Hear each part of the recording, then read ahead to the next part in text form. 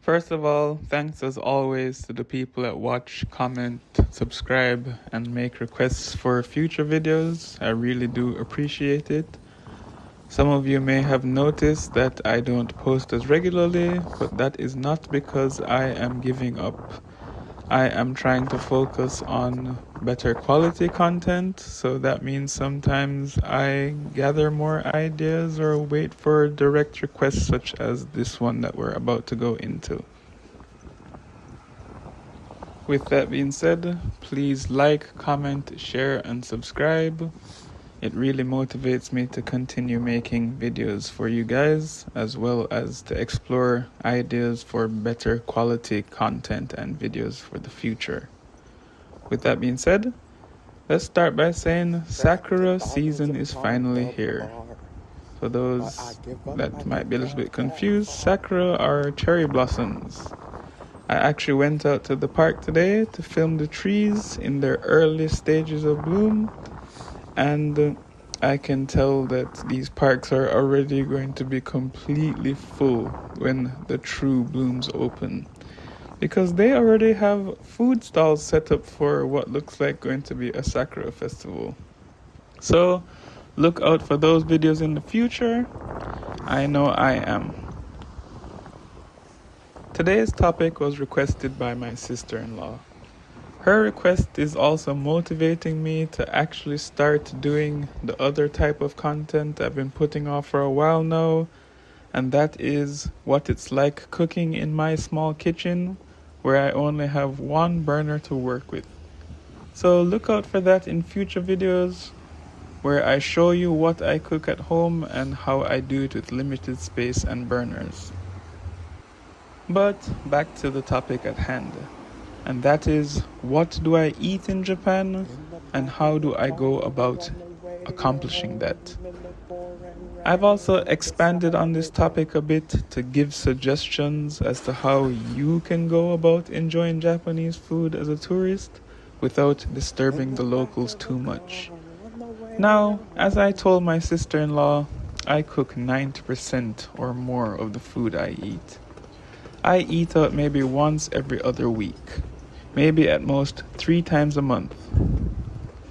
So the vast majority of food that I eat is cooked at home. When I was living in China, I generally only ate 1 meal a day, and that was dinner.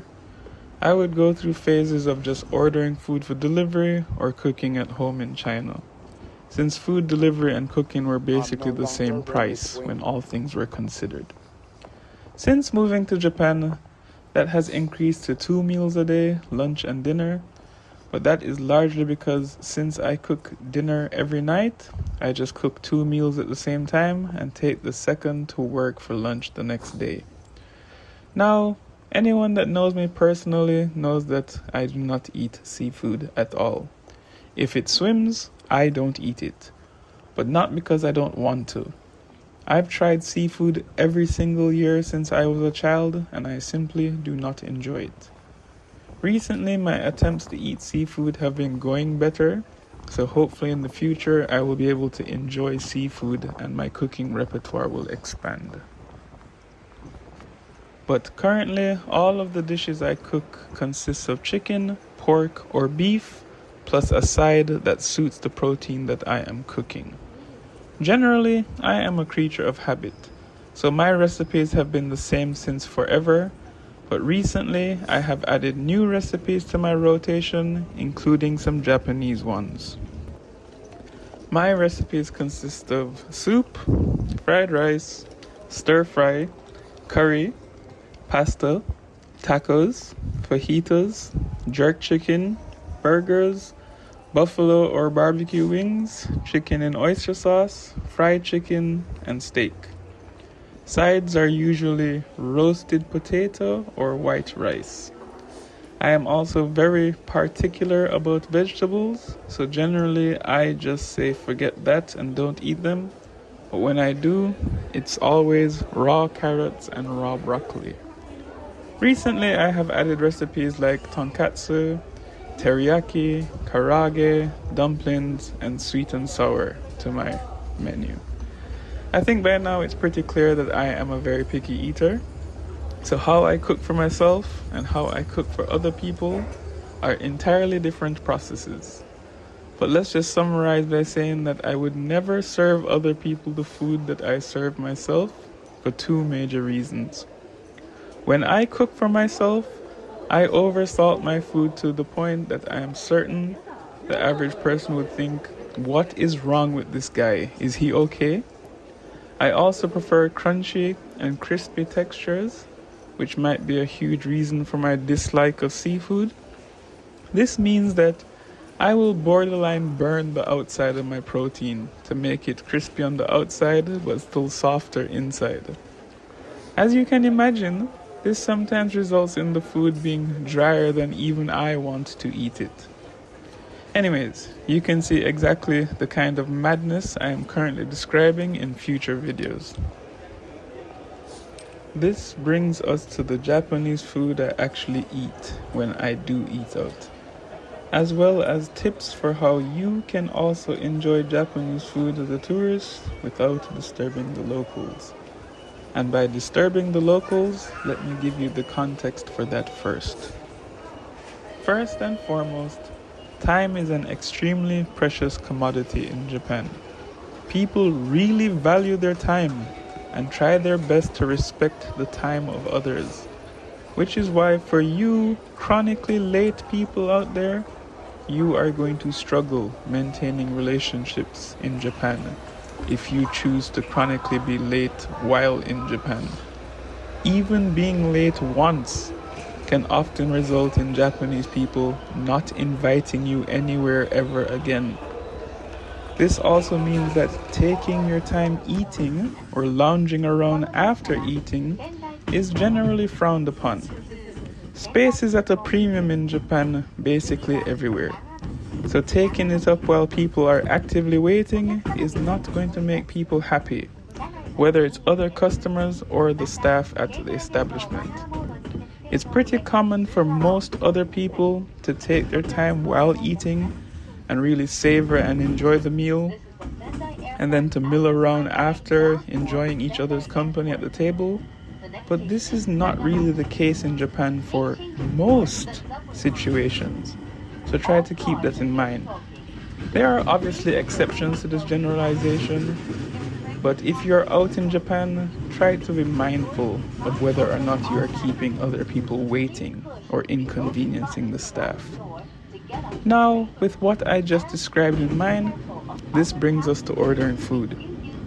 Japanese staff try their best to provide a high level of customer service, and it's not like other countries where staff are willing to struggle through communication problems just for the sake of a sale. They would genuinely rather turn you away than provide you subpar service due to communication issues or subject themselves to the stress and anxiety of having their performance judged harshly due to the communication issues. So for this reason, I suggest you do one of a few things, if not all of them. First, unless you have allergies or serious dietary restrictions, please do not try to make changes to the things you are ordering from the menu. Japanese customers generally never do this, so Japanese staff generally don't normally do it either. This is a pain for everyone involved, especially if your Japanese is not good enough to communicate your desires or changes clearly. Second, if you are having trouble deciding what to order or eat, do not just sit there taking up time and space while you are being indecisive. I recommend that you just ask the staff for their recommendation of what to order by saying "Osusume o kudasai," which means please recommend something. Then just accept that recommendation.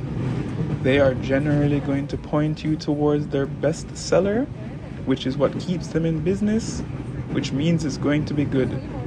If you want a more guided recommendation, Google translate the protein you want and just add it to that sentence. For example, I only need to remember 3 proteins: chicken, pork, or beef. For chicken, I will say tori niku osasume o kudasai. For pork, I will say buta niku osasume o kudasai. For beef, I will say gyu niku osasume o kudasai. My final recommendation is for people that might be more introverted or really unconfident in attempting Japanese communication. Go to a restaurant or izakaya that allows you to order from a machine outside before even entering the store. You can see the menu in English on most of these machines, and there is generally less pressure to decide quickly if there isn't a line outside. With that being said, when I eat out, most of the time I get tonkatsu, which is breaded pork cutlet. I also get karaage, Japanese fried chicken, gyudon, which is a beef rice bowl, yakiniku, which is Japanese barbecue. You're going to have to cook it for yourself, although in most establishments, the staff will offer if you're not savvy with cooking your own food on these barbecue grills. I also have curry and rice from a chain shop called Ichiban Koko. I also have tsukemen, which is noodles served with your choice of flavored dipping sauce. Unfortunately, the first time I went there, I picked the shrimp and fish dipping sauce, but thankfully, they were still very good despite how I feel about the seafood. I also have morisoba, which is a type of cold noodle dish that comes with a different dipping sauce. And for ramen choices, I like shoyu ramen, which is soy sauce based ramen. Do not come here assuming that the standard or normal ramen that you get back home from cup noodle, which is generally shoyu or pork bone broth ramen, is the standard here. It seems that most Japanese people like miso ramen. So if you are someone that doesn't like miso or is unfamiliar with it, if you order ramen without specifying, more than likely you're going to get a miso ramen. I feel like this is getting kind of long, so let's call it quits here. Thanks for watching.